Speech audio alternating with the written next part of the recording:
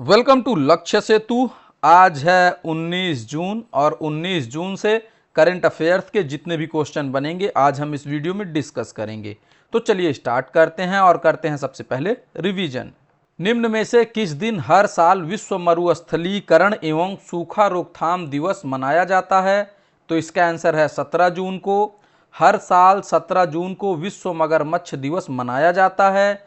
वर्ष 2026 के लिए इस दिवस का मुख्य विषय क्या रखा गया है? तो इसका आंसर है हर पैमाने पर विरासत। जून 2026 में आयुष मंत्रालय ने सार्वजनिक पार्कों को सामुदायिक स्वास्थ्य केंद्रों में बदलने और योग को बढ़ावा देने के लिए किस डिजिटल मंच की शुरुआत की है? तो इसका आंसर है योग पार्क पोर्टल। तासगांव लिफ्ट सिंचाई योजना किस राज्य सरकार द्वारा शुरू की गई थी? तो इसका आंसर है महाराष्ट्र द्वारा। नियंत्रक एवं महालेखा परीक्षक यानी CAG की रिपोर्ट के आंकड़ों के अनुसार वित्तीय वर्ष 2025 में किस राज्य में सबसे अधिक राजकोषीय घाटा दर्ज किया गया है? तो इसका आंसर है मेघालय। जून 2026 में भारत और जापान ने पेरिस समझौते के किस अनुच्छेद के तहत ग्रीन हाउस गैस उत्सर्जन को कम करने के लिए संयुक्त ऋण तंत्र के कार्यान्वयन नियमों को औपचारिक रूप से अपनाया है? तो इसका आंसर है अनुच्छेद 6.2। जून 2026 में G7 शिखर सम्मेलन के दौरान भारत और कनाडा ने किस वर्ष तक व्यापक आर्थिक साझेदारी समझौते को पूरा करने के प्रयासों में तेजी लाने पर सहमति व्यक्त की है? तो इसका आंसर है 2026। महत्वपूर्ण शब्दों और प्रतीकों के लिए ट्रेडमार्क सुरक्षा हासिल करने वाला भारत का पहला मंदिर कौन बन गया है?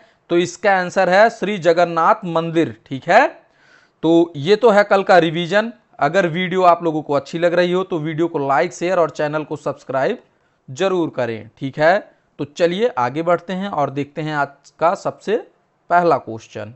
हर साल 18 जून को आर्टिस्टिक प्राइड डे मनाया जाता है। वर्ष 2026 के लिए इस दिवस के विषय यानी थीम को किन 3 मुख्य स्तंभों पर केंद्रित किया गया है? तो इसका आंसर है मान्यता, प्रतिनिधित्व और सुधार।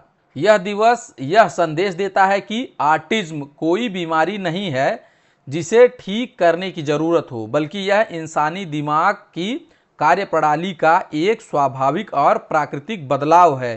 ठीक है, इस दिवस की शुरुआत वर्ष 2005 में ऑटिज्म अधिकार आंदोलन के सदस्यों द्वारा की गई थी ताकि ऑटिस्टिक व्यक्तियों में अपनी पहचान को लेकर गर्व और समाज में गरिमा को बढ़ावा दिया जा सके। न्यूरो डाइवर्सिटी आंदोलन और आर्टिस्टिक समुदाय की असीम विविधता को दर्शाने के लिए इंद्रधनुषी अनंतता प्रतीक का उपयोग किया जाता है। ठीक है, तो नेक्स्ट क्वेश्चन है जून 2026 में जारी स्वच्छ एवं हरित विद्यालय रेटिंग 2025-26 की राष्ट्रीय सूची में उत्तर प्रदेश के कितने स्कूलों का चयन किया गया है? तो इसका आंसर हो जाएगा 11 स्कूलों का चयन किया गया है। ठीक है, यह रेटिंग जो है स्कूलों को स्वच्छता, जल संरक्षण, अपशिष्ट यानी कचरा प्रबंधन और ऊर्जा दक्षता और हरित परिसर के आधार पर दी जाती है। केंद्रीय शिक्षा मंत्रालय के स्कूल शिक्षा और साक्षरता विभाग द्वारा जारी इस राष्ट्रीय सूची में भारत भर के कुल 191 स्कूलों को शामिल किया गया है, जिसमें उत्तर प्रदेश के 11 स्कूल शामिल हैं। ठीक है, चयनित 11 स्कूलों में मेरठ की दयावती मोदी एकेडमी 1 को चौथी यानी 4th रैंक, श्रावस्ती के कस्तूरबा गांधी बालिका विद्यालय को 9वीं रैंक और संभल के PM श्री प्राइमरी स्कूल को 12वीं रैंक मिली है। ठीक है, राष्ट्रीय स्तर पर चुने गए प्रत्येक स्कूल को एक योग्यता प्रमाण पत्र और स्वच्छता व पर्यावरण गतिविधियों को आगे बढ़ाने के लिए 21 लाख रुपए की वित्तीय सहायता मिलेगी। पीएम श्री का पूरा नाम है प्रधानमंत्री स्कूल फॉर राइजिंग इंडिया। ठीक है, तो नेक्स्ट क्वेश्चन है जून 2026 में 10वां थाईलैंड भारत रक्षा संवाद दोनों देशों के बीच सैन्य सहयोग और समुद्री सुरक्षा को मजबूत करने के लिए कहां आयोजित किया गया है? तो इसका आंसर हो जाएगा बैंकॉक में। ठीक है, यह रक्षा संवाद 16 जून 2026 को थाईलैंड की राजधानी बैंकॉक में आयोजित हुआ। ठीक है, इसकी सह अध्यक्षता थाईलैंड के एडमिरल नट्टापोल डिएवानिच और भारत के रक्षा मंत्रालय के संयुक्त सचिव सत्यजीत मोहंती ने की। ठीक है, भारत और थाईलैंड ने वर्ष 2025 में ही अपने द्विपक्षीय संबंधों को एक औपचारिक रणनीतिक साझेदारी के स्तर पर पहुंचाया था। इस बैठक में हिंद प्रशांत क्षेत्र की सुरक्षा, रक्षा विनिर्माण और अनुसंधान पर विशेष चर्चा हुई। ठीक है, इसके तहत दोनों देशों की सेनाओं के बीच संयुक्त अभ्यास, स्टाफ वार्ता, समुद्री मार्गों की सुरक्षा और ट्रेनिंग एक्सचेंज को और बढ़ावा दिया जाएगा। ठीक है, तो नेक्स्ट क्वेश्चन है, जून 2026 में बेंगलुरु स्थित किस भारतीय एआई स्टार्टअप ने अपने सीरीज बी फंडिंग राउंड में $234 मिलियन जुटाकर $1.5 बिलियन के वैल्यूएशन के साथ यूनिकॉर्न क्लब में प्रवेश किया है? तो इसका आंसर हो जाएगा सर्वम एआई। सर्वम एआई की स्थापना 2023 में एआई शोधकर्ताओं विवेक राघवन और प्रत्युष कुमार द्वारा की गई थी। यह कंपनी भारत के संप्रभु एआई आंदोलन में अग्रणी भूमिका निभा रही है। ठीक है, इस फंडिंग राउंड का नेतृत्व सूचना प्रौद्योगिकी क्षेत्र की दिग्गज कंपनी HCL टेक ने किया, जिसने इसमें सबसे बड़ा $150 मिलियन का रणनीतिक निवेश किया। इसके अलावा बेसेमर वेंचर पार्टनर्स और खोसला वेंचर्स और पीक एक्सवी पार्टनर्स भी इसमें शामिल रहे। ठीक है, ये 3 कंपनियां और शामिल रही। इस नई पूंजी का उपयोग कंपनी अगली पीढ़ी के एआई मॉडल जैसे एजेंटिंग एआई, कोडिंग असिस्टेंट, साइबर सुरक्षा को विकसित करने, बड़े भाषा मॉडल के लिए कंप्यूटिंग बुनियादी ढांचे को मजबूत करने और बैंकिंग, रक्षा व सरकारी क्षेत्रों में एआई समाधानों का विस्तार करने के लिए करेगी। ठीक है, और यहां पर जान लेते हैं कि वित्तीय जगत में यूनिकॉर्न का क्या मतलब होता है। तो वित्तीय जगत में यूनिकॉर्न उस स्टार्टअप या कंपनी को कहा जाता है जिसका कुल वैल्यूएशन जो है 1 मिलियन के पार हो जाता है, मतलब 1 मिलियन से ऊपर पहुंच जाता है। ठीक है, तो नेक्स्ट क्वेश्चन है, जून 2026 में चर्चा में रहा इस्लामाबाद समझौता ज्ञापन मुख्य रूप से किन 2 देशों के बीच संघर्ष को समाप्त करने और व्यापारिक मार्ग को बहाल करने के लिए घोषित एक 14 सूत्री ऐतिहासिक अंतरिम समझौता है? तो इसका आंसर हो जाएगा अमेरिका और ईरान के बीच। अमेरिका और ईरान के बीच तनाव कम करने के लिए यह एक बड़ा राजनयिक कदम है। इस समझौते के तहत 60 दिनों की बातचीत की अवधि तय की गई है, जिसके दौरान दोनों देश स्विट्जरलैंड में अंतरिम और व्यापक समाधान के लिए औपचारिक कूटनीतिक चर्चा करेंगे। ठीक है, नेक्स्ट क्वेश्चन है, जून 2026 में जारी क्यूएस वर्ल्ड यूनिवर्सिटी रैंकिंग 2027 में किस संस्था ने लगातार 15वें वर्ष 100 अंकों के साथ दुनिया में पहला यानी शीर्ष स्थान हासिल किया है? तो इसका आंसर हो जाएगा यूएस का MIT, जिसे मैसाचुसेट इंस्टीट्यूट ऑफ टेक्नोलॉजी के नाम से जाना जाता है। इसमें 118वें स्थान पर IIT दिल्ली, 134वें स्थान पर IIT बॉम्बे, 170वें स्थान पर IIT मद्रास है, फिर 205वें स्थान पर IIT खड़गपुर और 221वें स्थान पर IISc बेंगलोर है। ठीक है, 221वें स्थान पर IIT कानपुर, 335वें स्थान पर IIT रुड़की और 349वें स्थान पर IIT गुवाहाटी, 510वें स्थान पर IIT BHU और 588वें स्थान पर IIT हैदराबाद रहा है। ठीक है, अमेरिका के MIT ने इस वैश्विक रैंकिंग में अपना पहला स्थान बरकरार रखा है। इसके बाद दूसरे स्थान पर संयुक्त रूप से इंपीरियल कॉलेज लंदन और स्टैनफोर्ड विश्वविद्यालय रहे हैं। ठीक है, वर्ष 2027 के इस संस्करण में दुनिया के 106 देशों के 1500 से अधिक विश्वविद्यालयों का मूल्यांकन किया गया है।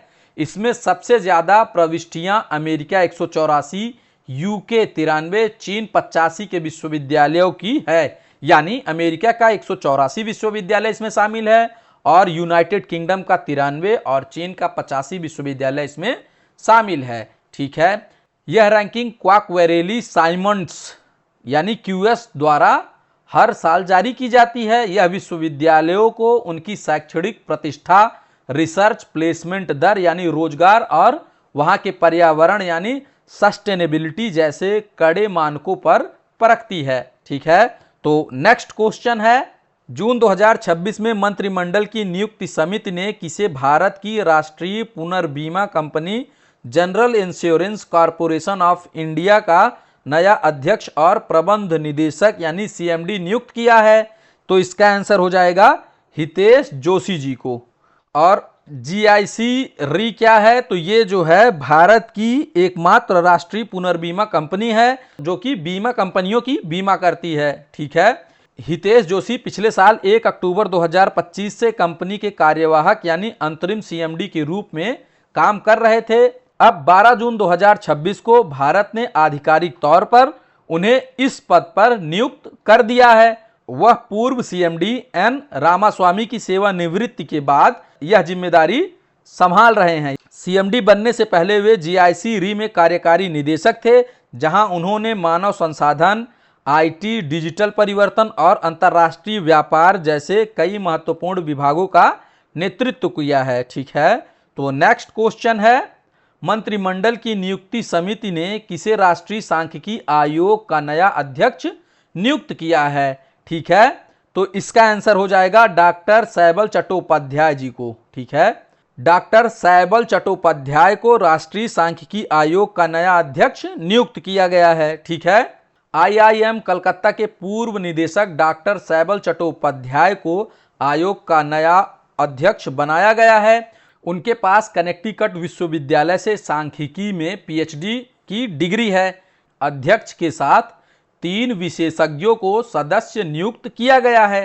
तो पहले हैं प्रोफेसर सुब्रता दास जो कि आईआईएम बेंगलोर से हैं, और श्री सत्येंद्र बहादुर सिंह जो कि सेवानिवृत्त आईएसएस अधिकारी हैं, और डॉक्टर माधवन मुकुंद जो कि निदेशक चेन्नई गणित संस्थान के हैं। ठीक है, राष्ट्रीय सांख्यिकी आयोग देश में सरकारी आंकड़ों की शुद्धता, पारदर्शिता और सांख्यिकी मानकों को तय करने वाला सबसे बड़ा सलाहकार निकाय है। ठीक है, तो नेक्स्ट क्वेश्चन है, जून 2026 में नीदरलैंड्स के खिलाफ मैच में अपना 355वां विकेट लेकर कौन सी खिलाड़ी अंतर्राष्ट्रीय महिला क्रिकेट में झूलन गोस्वामी के साथ संयुक्त रूप से सबसे अधिक विकेट लेने वाली गेंदबाज बन गई हैं? तो इसका आंसर हो जाएगा दीप्ति शर्मा जी। ठीक है, भारतीय ऑलराउंडर दीप्ति शर्मा ने महिला टी20 विश्व कप 2026 में ग्रुप ए मैच में नीदरलैंड्स की सलामी बल्लेबाज फीबे मोल्केन बोअर को आउट करके यह रिकॉर्ड बनाया। इस विकेट के साथ ही दीप्ति शर्मा के कुल अंतर्राष्ट्रीय विकेटों की संख्या 355 हो गई है और उन्होंने पूर्व भारतीय कप्तान झूलन गोस्वामी के सर्वकालिक रिकॉर्ड की बराबरी कर ली है।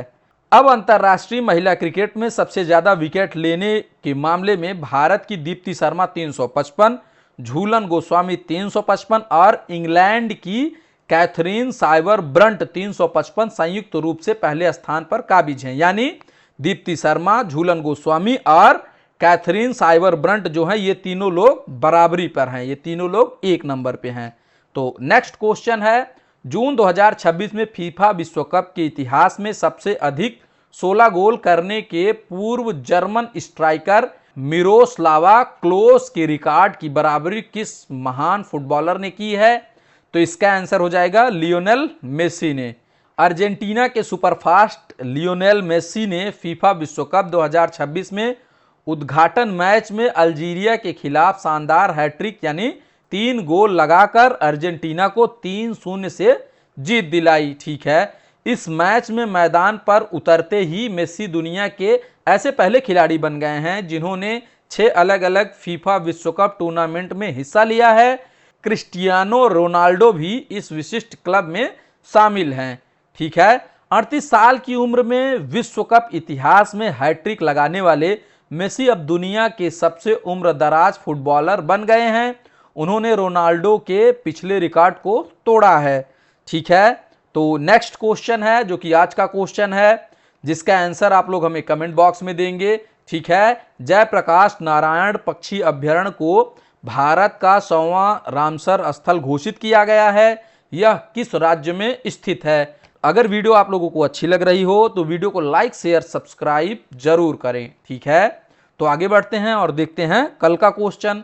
अमनगढ़ बाघ अभ्यारण्य किस राज्य में स्थित है? तो इसका आंसर है उत्तर प्रदेश में। हाल ही में अमनगढ़ बाघ अभ्यारण्य में चौथा पर्यावरण पर्यटन सत्र 15 दिनों के लिए बढ़ा दिया गया है। यह उत्तर प्रदेश के बिजनौर जिले में स्थित है। यह अभ्यारण्य हिमालय की तलहटी में स्थित एक अद्वितीय वन क्षेत्र तराई भाबर पारिस्थितिकी तंत्र का हिस्सा है। अमनगढ़ मूल रूप से जिम कॉर्बेट राष्ट्रीय उद्यान का हिस्सा था। वर्ष 2000 में उत्तराखंड के गठन के बाद अमनगढ़ क्षेत्र उत्तर प्रदेश में ही रह गया था। ठीक है, thanks for watching, please subscribe.